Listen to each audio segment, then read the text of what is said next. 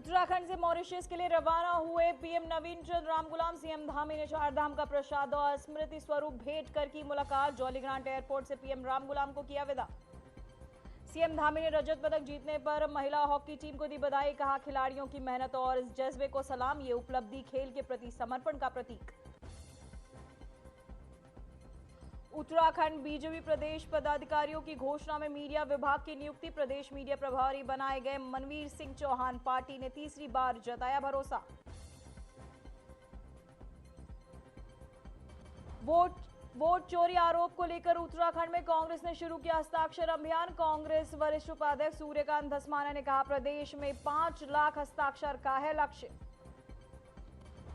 केदारनाथ में दूसरे चरण की यात्रा के लिए आज से शुरू होगी हेली सेवा। निरीक्षण के बाद डीजीसीए देगा उड़ान भरने की अनुमति। हेली सेवा के लिए ऑनलाइन बुकिंग संग कर सकेंगे यात्री।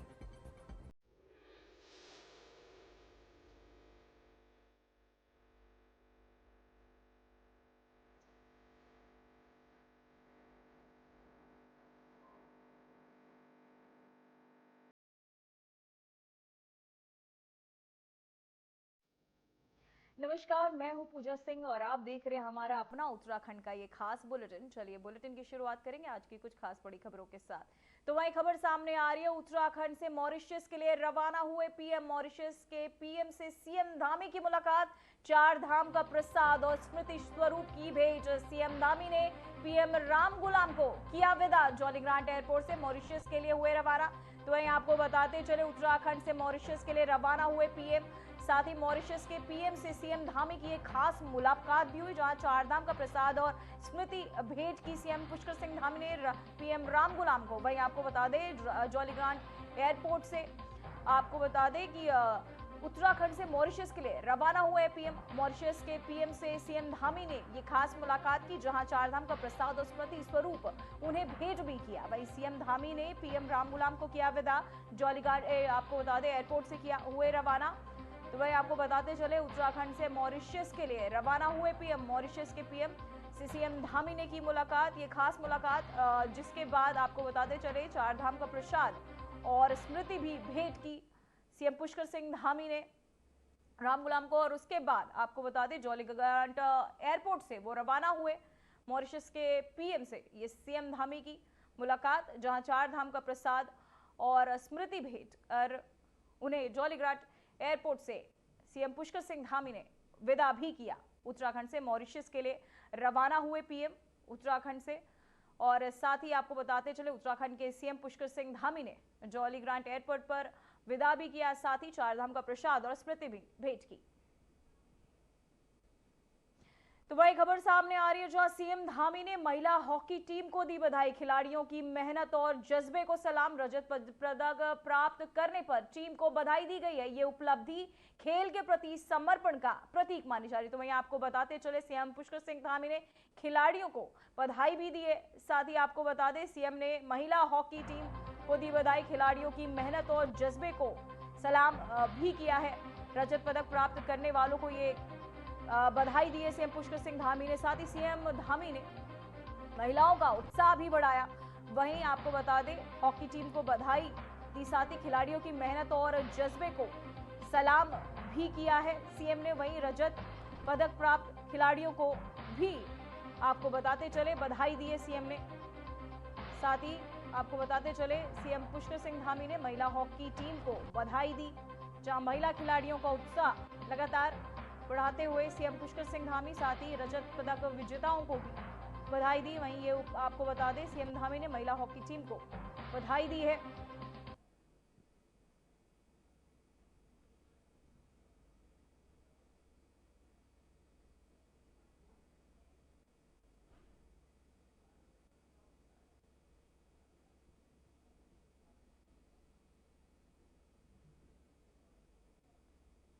तो वहीं आपको बताते चले, रजत पदक प्राप्त करने पर टीम को सीएम ने बधाई दी। साथ ही महिला हॉकी टीम को बधाई दी गई। खिलाड़ियों की मेहनत और जज्बे को भी सीएम पुष्कर सिंह धामी ने सलाम किया। साथ ही उन्हें बधाई भी इस जीत के लिए सीएम के तहत दी गई। तो वहीं आपको बता दें, सीएम धामी ने महिला हॉकी टीम को बधाई दी, साथ ही उनका हौसला अफजाई भी किया। और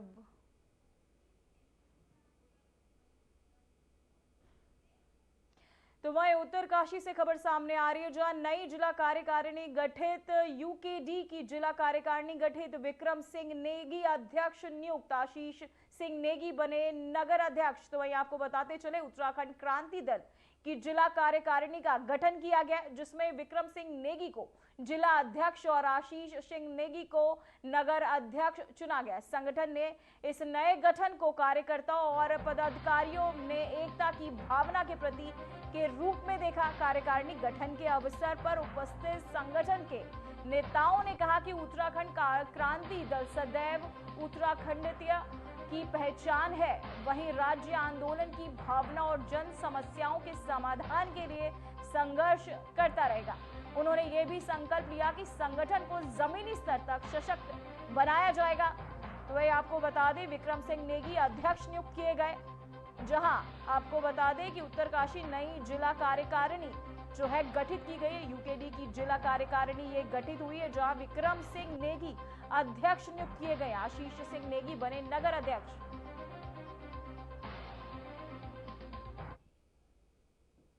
तो वहीं बीजेपी में प्रदेश पदाधिकारियों की घोषणा में मीडिया विभाग की नियुक्ति अहम रही।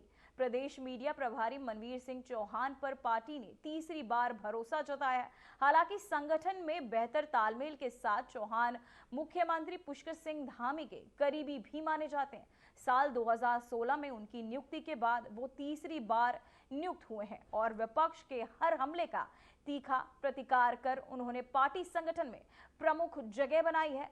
उन्हें पार्टी की ओर से तीसरी बार नियुक्ति का आपको बता दें इनाम के तौर पर देखा जा रहा है।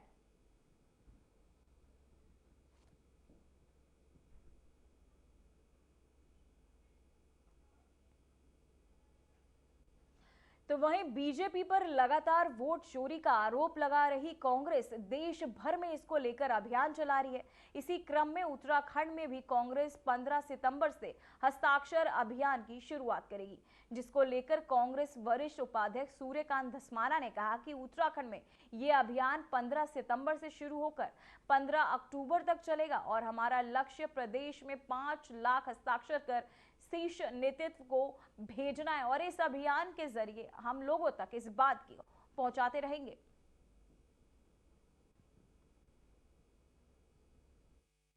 सिग्नेचर कैंपेन कांग्रेस मुख्यालय में शुरू करेंगे। हमारा अभियान जो पूरे राष्ट्रीय स्तर पे चल रहा है और 5 करोड़ सिग्नेचर्स हम पूरे देश में जनता के इकट्ठा करेंगे, वोटर्स के इकट्ठा करेंगे और हमारे प्रदेश में यहाँ से भी हम कम से कम 5 लाख टारगेट हमने रखा है, 10 लाख तक हम करने की कोशिश करेंगे।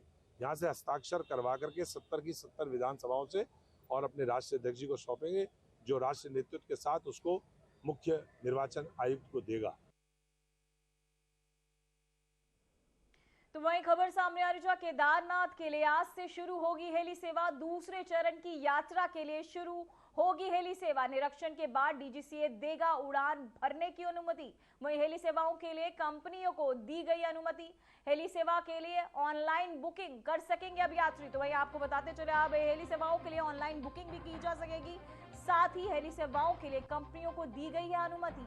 वहीं हेली सेवा के लिए ऑनलाइन अब आवेदन भी कर सकेंगे श्रद्धालु। साथ ही केदारनाथ के लिए आज से शुरू होगी हेली सेवा, जिसको लेकर अब श्रद्धालुओं में आपको बताते चले खासा उत्साह भी देखने को मिल रहा है, जहां हेली सेवाओं के लिए कंपनियों को अब अनुमति भी मिल चुकी है। हेली सेवा के लिए अब ऑनलाइन बुकिंग भी करा सकेंगे श्रद्धालु। साथ ही केदारनाथ के लिए आज से शुरू होगी हेली सेवा।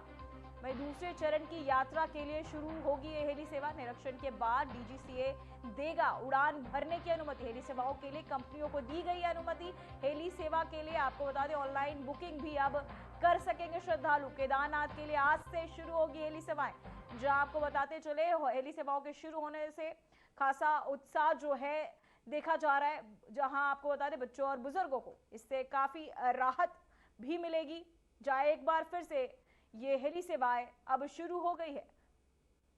तो वहीं आपको बताते चले ये हेली सेवाएं एक बार फिर से शुरू की जा रही है, जहां आपको बता दें भारी बारिश और के चलते जो है रोक दी गई थी। हेली सेवाएं एक बार फिर से अब शुरू कर दी गई है। आज से शुरू हो चुकी है हेली सेवाएं। साथ ही आपको बताते चले एक बार फिर अब श्रद्धालु हेली सेवाओं की सेवा जो है उठा सकेंगे। अब श्रद्धालुओं को, बुजुर्गों, जो बच्चे और बुजुर्ग होते हैं, उन्हें काफी दिक्कतों का सामना करना पड़ रहा था चारधाम यात्रा के दौरान, जहां आज से हेली सेवाएं शुरू हो चुकी है। तो वहीं उत्तरकाशी के जिलाधिकारी प्रशांत आर्य मौर्य ने विकास खंड के आपदाग्रस्त क्षेत्रों का दौरा कर सड़कों और भूस्खलन स्थलों का निरीक्षण किया। उन्होंने अवरुद्ध मार्गों को जल्द सुचारू करने और फसलों के नुकसान का आकलन करने के निर्देश दिए।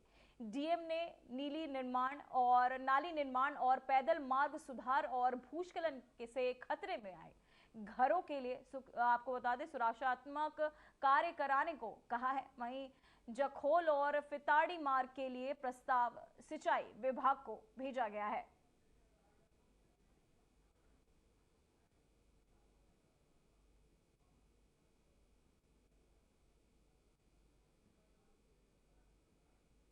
तो वहीं आपको बताते चले कि आपदाग्रस्त क्षेत्रों का दौरा, वहीं डीएम प्रशांत ने इसका जायजा भी लिया, साथ ही दौरा कर लोगों से उनकी समस्याएं जानी, साथ ही बंद मार्ग को जल्द सुचारू करने के संबंधित अधिकारियों को निर्देश भी दिए हैं। और साथ ही आपको बताते चले आपदाग्रस्त क्षेत्रों का डीएम ने निरीक्षण भी किया, जायजा भी लिया, साथ ही जल्द से जल्द बंद मार्गों को सुचारू करने के आदेश दिए, जिसके चलते यात्रियों को जो असुविधाओं का सामना करना पड़ रहा है, उन दिक्कतों का सामना ना करना पड़े, जिसके तहत उन्होंने संबंधित अधिकारियों को जो है रास्तों को सुचारू करने के आदेश भी दिए हैं। वहीं आपको बताते चले बंद मार्ग जल्द होंगे शुरू, आपदा क्षेत्रों का टीम ने निरीक्षण किया, साथ ही आपको बताते चले कार्यों में तेजी लाने के जो निर्देश हैं वो भी दिए।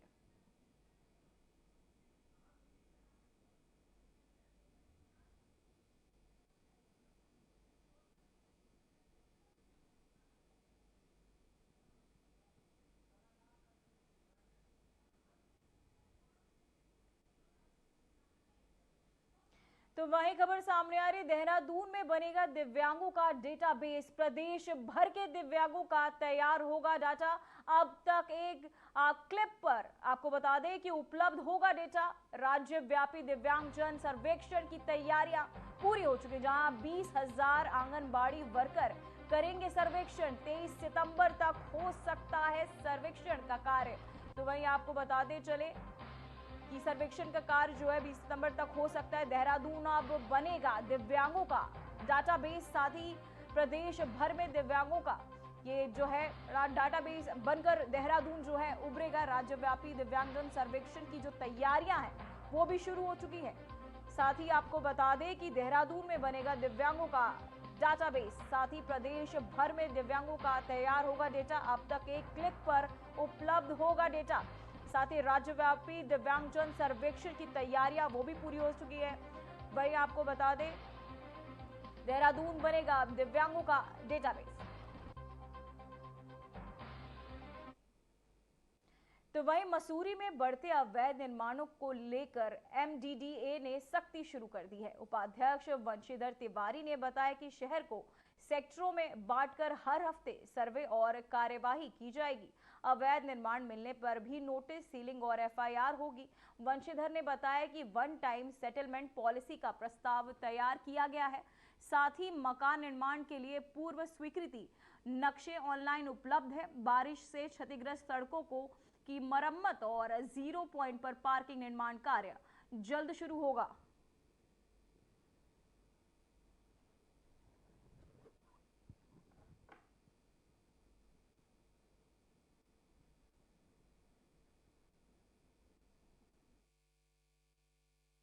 देखिए, हम लोग अगर आप देखेंगे प्राधिकरण स्तर से लगातार जो अवैध निर्माण है उसके खिलाफ कार्रवाई करें, जो अवैध प्लाटिंग है उसके खिलाफ भी कार्रवाई कर रहे हैं। और एक वन टाइम सेटलमेंट की पॉलिसी भी मसूरी के लिए बनाई गई है, जो विचाराधीन है, उस पर भी निर्णय लिया जाएगा ताकि यहाँ की जो समस्या है उनका समाधान किया जाए।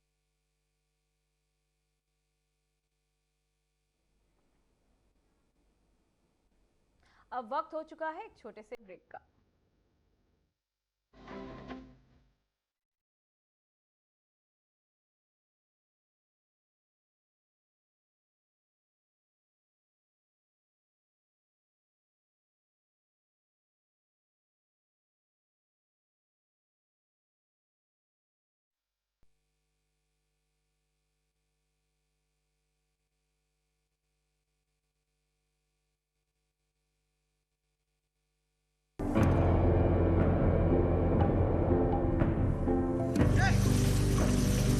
तभी पानी की कमी से सूखते उत्तराखंड के इन खेतों में अब लहलहा रही हैं फसलें। राज्य में सिंचाई की आधुनिक तकनीकी ने खोल दिए हैं किसानों के तरक्की के द्वार। इन सीढ़ीदार खेतों में प्राकृतिक स्रोतों के जरिए पानी पहुंचाना हमेशा चुनौतीपूर्ण रहा है, लेकिन उत्तराखंड सरकार की पहल से सोलर पंप लिफ्ट सिंचाई योजना निर्माण के जरिए पानी को खेतों तक पहुंचाना हो गया है बेहद आसान। लघु सिंचाई परियोजना के तहत सिंचाई के लिए बने सोलर वाटर लिफ्टिंग सिस्टम व अलग अलग तकनीकी से बनाए गए पानी के टैंकों ने पहाड़ की खेती किसानी को दिए हैं नए आयाम। सिंचाई होने से किसान बंजर पड़े खेतों पर नकदी फसलें उगाकर कर रहे हैं लाखों की कमाई। सौर ऊर्जा से चलने वाले पंपिंग सिस्टम से किसानों की बिजली पर निर्भरता भी हो गई है खत्म। सरकार का किसानों की आय दोगुना करने का संकल्प हो रहा है पूरा। हमारे गांव में सोलर लिफ्टिंग पंपिंग योजना शुरू की गई, जहां पर हमारे समस्त गांववासी पुरानी खेती झंगोरा मंडवा और गेहूं मक्की उस पे निर्भर थे। आज इस सोलर पंप लगने से पूरे गांव में सिंचाई पर्याप्त रूप से हुई और हमने यहां पर नकदी फसलों का कार्य शुरू किया, जहां पर हमने शिमला मिर्च, बीन्स और टमाटर लगाने शुरू करे। जिन खेतों पे कुछ नहीं होता था, आज वहां पर नकदी फसलें बहुत अच्छी हो रही है और बहुत अच्छा दाम कमाया। पूरे गांव वालों को बहुत बड़ा फायदा मिला। अब तक सोलर पंप सिस्टम के तहत राज्य भर में 497 जियो और आरसीसी टैंकों का किया गया है निर्माण। स्थानीय संसाधनों के सतत प्रबंधन से उत्पादकता और ग्रामीण समुदाय की आय में वृद्धि करने के लिए प्रतिबद्ध है उत्तराखंड सरकार। सौर ऊर्जा से समृद्ध किसान, समृद्ध प्रदेश।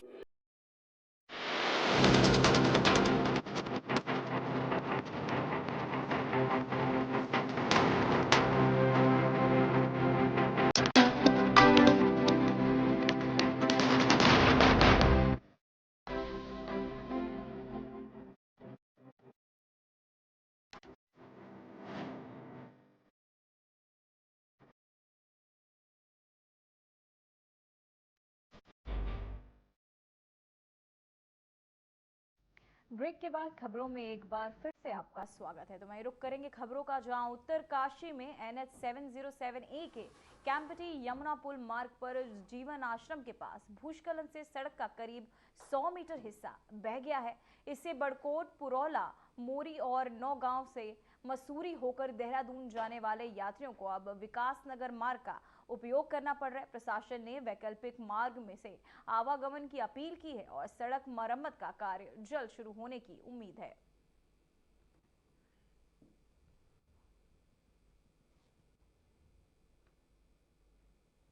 तो वही खबर सामने आ रही, जहां देहरादून में बनेगा दिव्यांगों का डेटाबेस। प्रदेश भर में दिव्यांगों का तैयार होगा डेटा, अब एक क्लिक पर उपलब्ध होगा डेटा। राज्यव्यापी दिव्यांगजन सर्वेक्षण की तैयारी, 20,000 आंगनवाड़ी वर्कर करेंगे सर्वेक्षण। 23 सितंबर तक हो सकता है सर्वेक्षण कार्य। तो वही रुक करेंगे अगली खबर का, जो आपको बताते चले, ये सर्वेक्षण जो है वो भी होता रहेगा। ये डेटाबेस देहरादून में तैयार हो रहा है। साथ ही आपको बता दें कि अब रुक करेंगे अगली खबर का, जहां रुड़की से है, जहां रुड़की चिकित्सालय सामुदायिक स्वास्थ्य केंद्रों, प्राथमिक स्वास्थ्य केंद्रों में आने वाले मरीजों को सभी स्वास्थ्य सुविधाएं उपलब्ध हो सकेंगे। इसके लिए जिलाधिकारी मयूर दीक्षित ने उप जिला चिकित्सालय रुड़की का औचक निरीक्षण कर चिकित्सालय में आने वाले मरीजों को उपलब्ध कराई जा रही स्वास्थ्य सुविधाओं का जायजा भी लिया है। औचक निरीक्षण के दौरान जिलाधिकारी ने trauma centre, blood bank, ICU ward, महिला वार्ड और पुरुष वार्ड का निरीक्षण किया। निरीक्षण के दौरान जिलाधिकारी ने पाया कि चिकित्सालय से CT स्कैन मशीन खराब है, जिसको बदलने के निर्देश जो है उन्होंने मुख्य चिकित्सा अधीक्षक को दिए। निरीक्षण के दौरान जिलाधिकारी ने पाए कई कमरों में सीलन हो रही है, जिस पर जिलाधिकारी ने नाराजगी व्यक्त करते हुए सभी कमरों को ठीक करने के निर्देश भी दिए।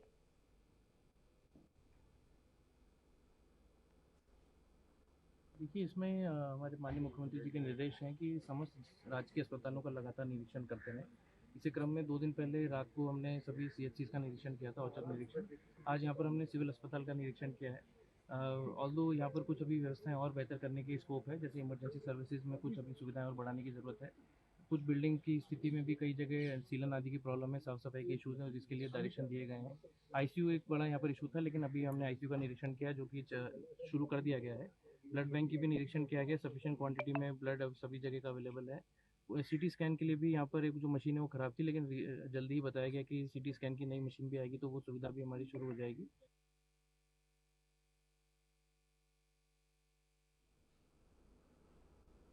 तो वह रामनगर विधानसभा क्षेत्र के रामनगर वन प्रभाग, आपको बता दें प्रभाग में प्रभागीय वनाधिकारी के रूप में डीएस मर्तौलिया ने अपनी कार्यभार संभाल लिया है। नए प्रभागीय वनाधिकारी ने वन और वन्य जीवों की सुरक्षा और वन्य संरक्षण को अपनी पहली प्राथमिकता बताया। वहीं हेडी एस मर्तौलिया ने कहा कि वन क्षेत्र में वन्य जीवों की संख्या बढ़ रही है, जिसे देखते हुए वन के स्वरूप को और बेहतर बनाने, जानवरों से के रहन सहन और पानी की व्यवस्था में सुधार किया जाएगा।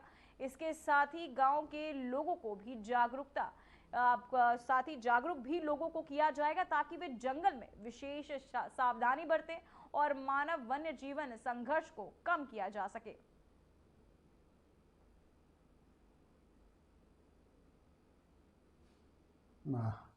मेन प्राथमिकता रहेगी हमारी वन एवं वन्य जंतुओं का सुरक्षा और वनों का संवर्धन। इसके साथ साथ यहाँ पे जो वर्तमान में हमारी जो वाइल्ड लाइफ वन्य जंतु की संख्याएं बढ़ी है, तो मैन एनिमल कॉन्फ्लिक्ट भी काफ़ी बढ़ी हुई है। तो हमारा ये एक मुख्य उद्देश्य रहेगा कि इस मैन एनिमल कॉन्फ्लिक्ट को घटाया जाए।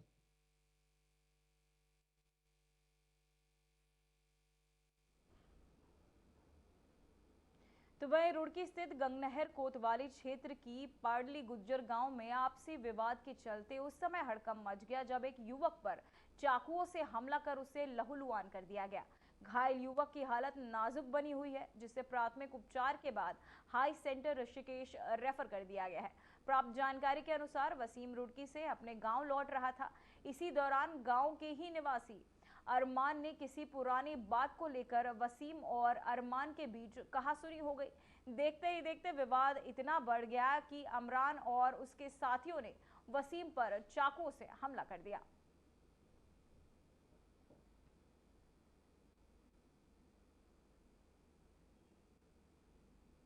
एक वसीम सनोफ मुस्तकीम नाम करके मरीज आया था।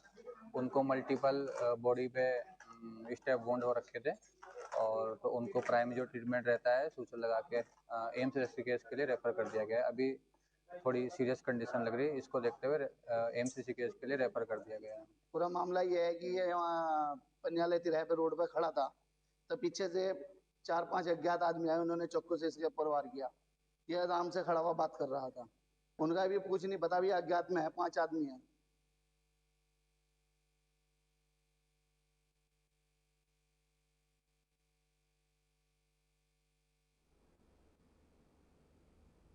तो वहीं हरिद्वार के सिडकुल क्षेत्र में डेंसो चौक पर चल रही नकली शैम्पू फैक्ट्री का पुलिस ने भांडाफोड़ कर 3 आरोपियों को गिरफ्तार किया है। छापेमारी में करीब 15 लाख रुपए मूल्य के ब्रांड के नकली शैम्पू के साथ फिलिंग मशीन, कच्चा माल, लेबल लगी 800 खाली बोतलें और 32 पेटी भरी हुई शैम्पू बरामद हुई है। गिरफ्तार किए गए आरोपियों में हसीन अहमद, मोहसिन और शहबान शामिल हैं, जबकि एक आरोपी अभी भी फरार है। मुख्यमंत्री पुष्कर सिंह धामी के निर्देशानुसार प्रदेश भर में अवैध फैक्ट्रियों पर सख्त कार्यवाही की जा रही है। वहीं थाना सिडकुल पुलिस और ड्रग इंस्पेक्टर की संयुक्त टीम ने सतर्कता दिखाते हुए ये कार्यवाही की है। मामले की जांच आगे चल रही है।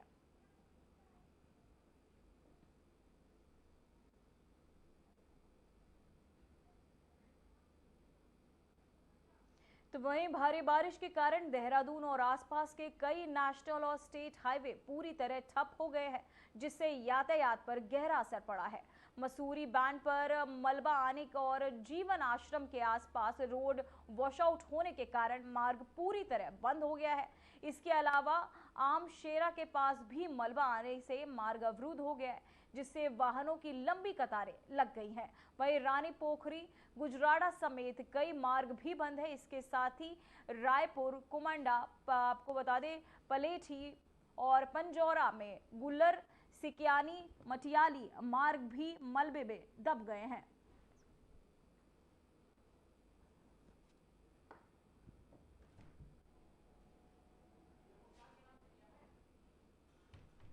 फिलहाल बुलेटिन में बस इतना ही। मुझे दीजिए इजाजत। नमस्कार।